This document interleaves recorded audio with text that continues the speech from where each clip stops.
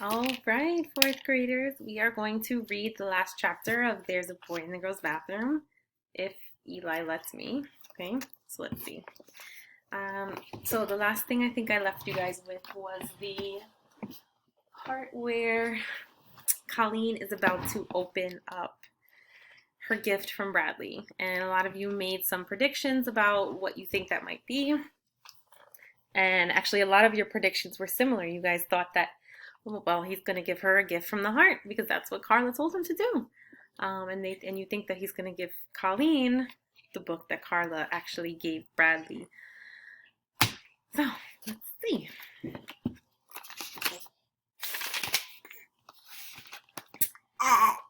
So, Colleen tore off the wrapping paper and looked at Bradley's gift. Her mouth dropped open.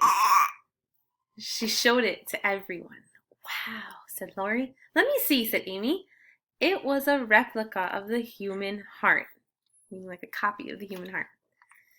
They could see all the blood vessels, the aorta, and all the capillaries. The heart valves opened and shut. It could be taken apart and put back together again. How neat, said Melinda. I wish I had one of those, said Betty.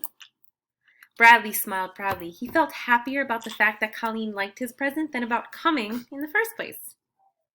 But of course he knew all along she'd like it. Carla had told him to give her a gift from the heart. Colleen opened the rest of her presents. Then everyone went home. Yeah, that's right. Jeff and Bradley left together. It was still light outside, although the streetlights had come on. So? Asked Jeff. Wasn't that fun? Bradley exclaimed. It was the most at first when I gave Colleen her present and she asked me what it was and I almost told her. And then when I was the only one sitting at the table, this boy must be hungry. But then the races started and everyone got points, even the losers. Only next time I won't sign it, love. Karen's a good somersaulter. Chicken's a funny name for a dog. Maybe if they get a chicken, they'll name it dog. He blew into his harmonica. The doll's dress dangled from Jeff's hands. So clearly, he was very excited about how the birthday party went. All right, guys, so the last chapter, I'm not going to read it to you guys because he's getting too fussy, so I'm going to leave you with another cliffhanger. But I'll tell you what it is about. He writes a letter to Carla, okay?